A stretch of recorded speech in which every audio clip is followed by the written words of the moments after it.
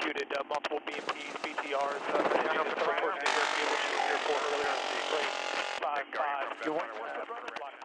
Hey folks, it's Jim Hanson. With me today in the Free Fire Zone is senior town hall columnist and noted bomb-throwing bombast on the internets, Kurt Schlichter. We just finished up a radio segment for the Secure Freedom show that I'm guest hosting that airs tonight, but now we're going to cut loose for y'all because this is just the internets and it's just us. Wow, I can cross the line now? Oh, I'm pretty sure we did on the radio, and if we don't hear from the FCC, I will be sorely disappointed. I think the Femboys was a good start. But you mentioned, and this is something we discussed offline, what happens, you mentioned this on the radio, what happens if the governor of a red state, let's say one that has a Lone Star-style flag, says to a President Hillary Clinton, I am not going to implement your Supreme Court's ruling that invalidates the Second Amendment. And then we are looking at, the Brexit was entertaining. What about the Texit? Is that where the Republic goes to grow? Well, look, at some point, when Hillary Clinton decides I'm going to ban fracking and destroy the economies of all the states that didn't vote for me, which is entirely possible. She's a combination of evil and stupid. That could very easily try to do something like that. And eventually somebody's going to say no. And then, okay, what's she do next? And she's going to kind of look around and say, well, obey. No. Right. What are they going to do? Who's the guy who's going to die for Hillary's executive order? I'm not. Yeah. Really, who's the guy who's going to pick up a gun and go to freaking Texas and make the Texans submit? Now, that seems to me to be a very, very dangerous concept. But it's one they're pushing toward because they're taking and aggregating power in Washington. They're removing it from the populace. They're putting it in the hands of the self-professed elites and saying that you people, I realize that antiquated document, that dusty old thing in the archives is something you folks think actually matters, but we know better, and we've taken it and we've digitized it, and now we're editing the crap out of it in the Supreme Court and implementing it everywhere we want. They're doing it. We're just reacting. Yeah, she's against all the amendments in the Bill of Rights except for the Fifth Amendment and the amendments that aren't there. Right. The emanations of penumbras. And emanations and penundrum. The right of the people to keep and bear arms shall not be infringed. Can't find that, but you can marry your sheepdog. And look, maybe it's just not there. And eventually, when you break, look, I'm a lawyer. When somebody breaks a contract, they can't come into court and say, I decided the part where I was obligated, I didn't have to do, but, he's still got to pay me. I don't have to deliver, but he's got to pay me. That doesn't work. And you can't tell people to abide by rules and norms and respect traditions, written and unwritten rules, when you're not doing it yourself. And these people are so short-sighted, they're thinking, well, we'll just have the DOJ not look into Hillary's foundation. But, if you're Dinesh D'Souza, we're going to put the whole DOJ down on you because you gave, a few grand to a failed Senate candidate.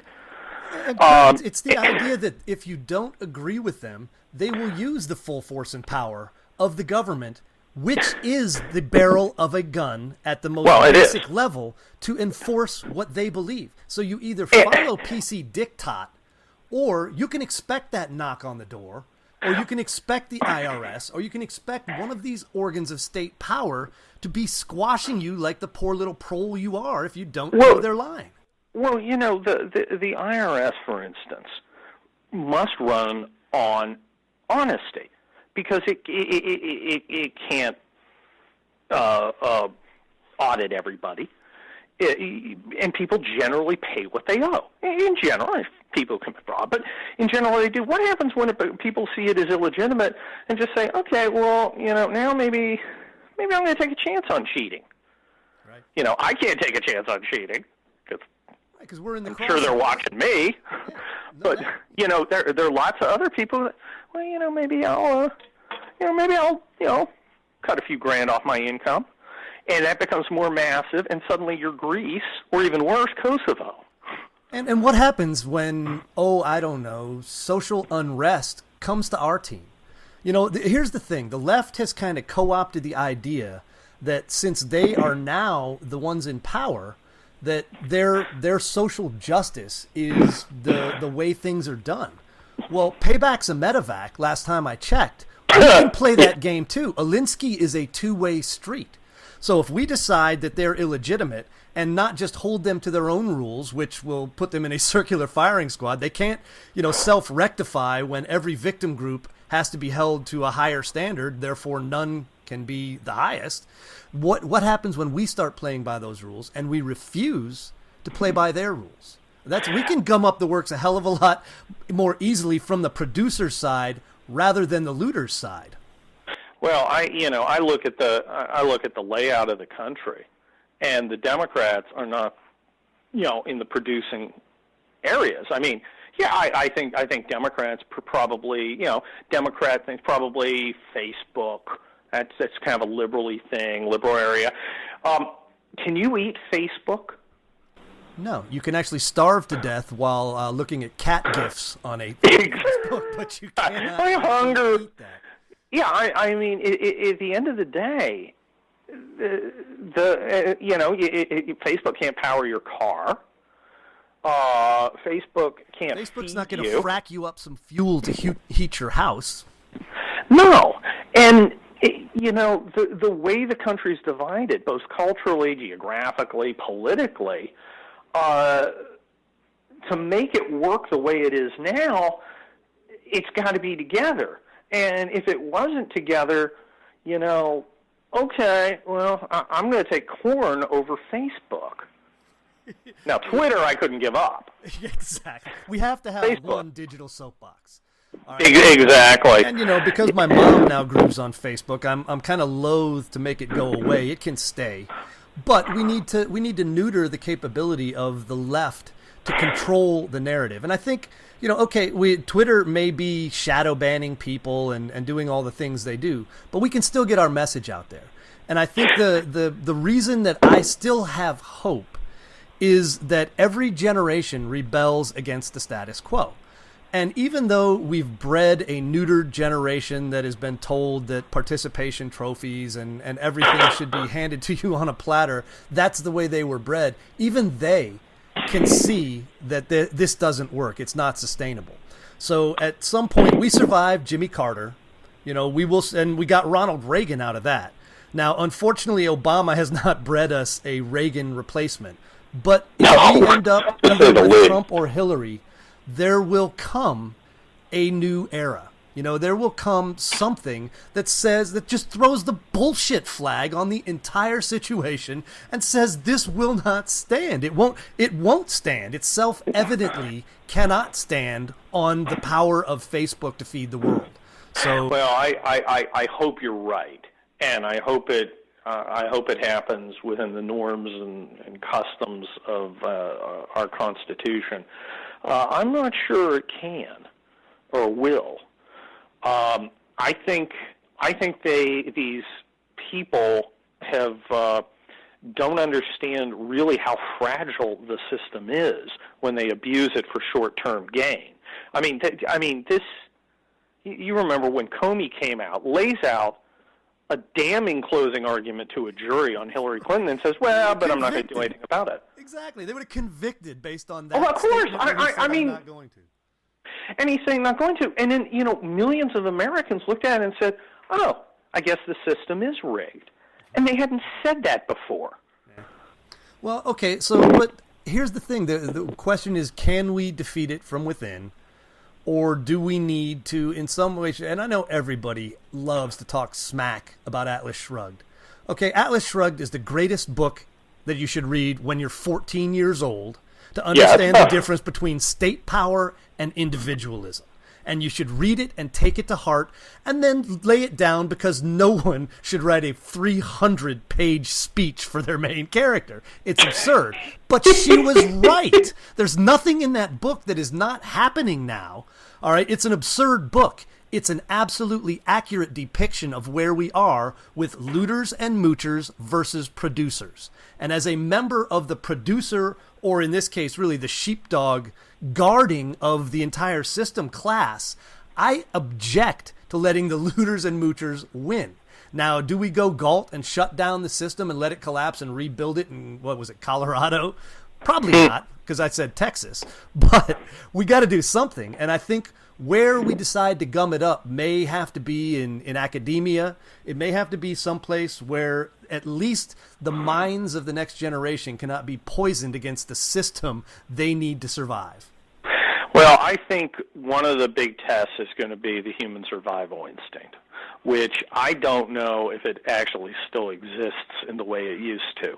And I'm talking about radical Muslim infiltration of Europe and the United States, and this weird kind of suicide pact where, us normals are supposed to go first, that the West seems to be embracing. I mean, you look at what's happening in Europe, and the answer is we got to double down on bringing these people here.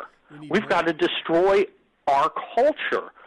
My boss in says service of our culture. Quote. He says we need to stop importing jihadists. We already have enough. And I think that's fair. And Europe is the perfect object lesson of what happens if you take and subvert your culture to the idea of political correctness. Now, it's not like there ever was. The joke about the EU is there is no Europe because there is no European demos. There is no European who exists. The only Europeans exist in Brussels, and they're paying themselves to create that fantasy. The rest I know. I mean, I Italian, Spanish, or German.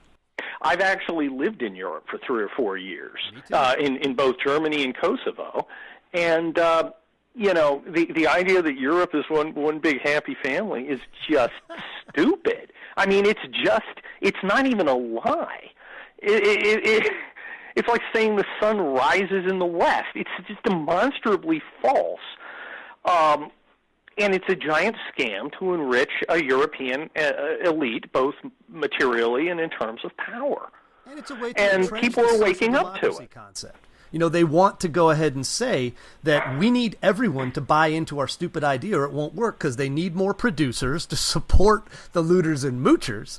And the problem that I guess we started with, that I want to jump right back to, is they imported an entire class of migrants who do not share those values. They don't share. I mean, even, there is no European set of values, but there is French, German, Italian, Spanish, all the member countries.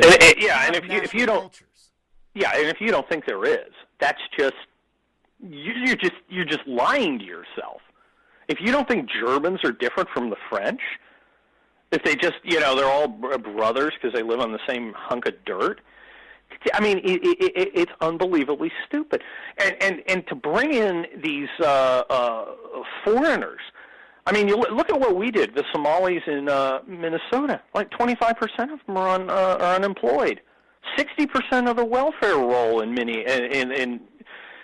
some of these places is Somalis. And if you go ask them, as an example, it's just why not? Well, they'll tell you that they don't want the U.S. Constitution to be supreme. They absolutely wish that we would institute Sharia law because that's what they believe is the way to run a country. Now, I don't know about you, but I'm pretty sure our dusty old document in the archives trumps Sharia law, and I'm not willing to do that. So the second you give up the idea, we went from a melting pot to what they call a tossed salad, which for anyone who's heard Chris Rock's comedy routine should fill you with horror. Because I'm not going to go too deep into that. But I know where you're going with that. It's not pleasant. And that's the idea that somehow you don't have to share or adapt to American values. We'll just throw your values into the mix, and your culture is morally equal to any other, because who are we to judge? And therefore, we should adapt to what they want to do. So we get female genital mutilation. We get honor killings. And we get women in potato sacks, progressing backwards to the 7th century. It's absurd. You have Hillary Clinton making a fuss over this Muslim woman wearing this badge of slavery, this burqa, this shameful, disgusting, essentially a swastika. and she's slobbering it over it. Let's see. Let's see what when Chelsea's got to wear one, not can wear one, but got to wear one, because that's what they want. And of course, Hillary doesn't. And of course, this loser, gets disqualified after like 20 minutes.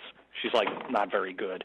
And the woman who won the first gold medal, with a gun, Hillary can't mention her because she wasn't wearing, a 7th century costume. It's shocking that this. You're talking about the U.S. Olympic fencer who they all wanted to carry the Olympic flag instead of Michael Phelps.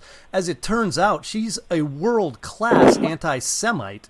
If anyone was willing to check her Twitter backstory, she spends the good portion of her time hating on Israel, our only real ally in the Middle East. She does.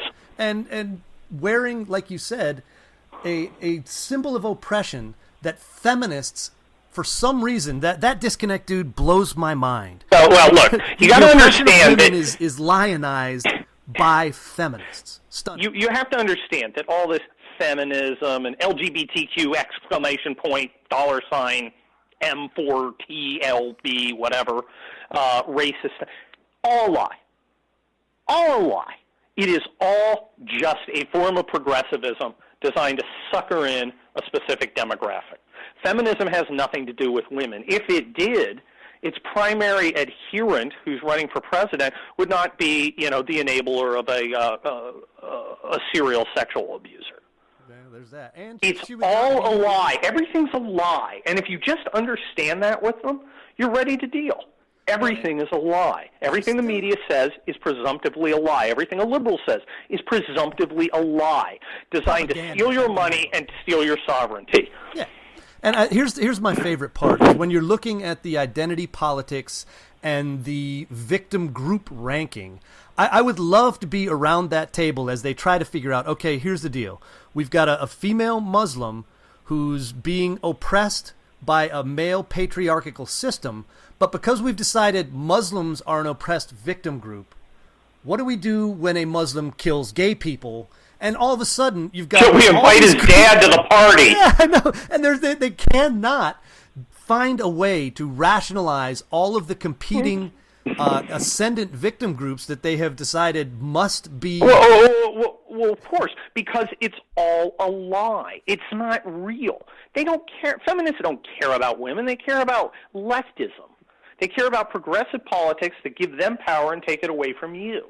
Women don't matter to them. It's just a lie. If you understand it's all a lie, then you understand why they don't feel compelled to make it make sense.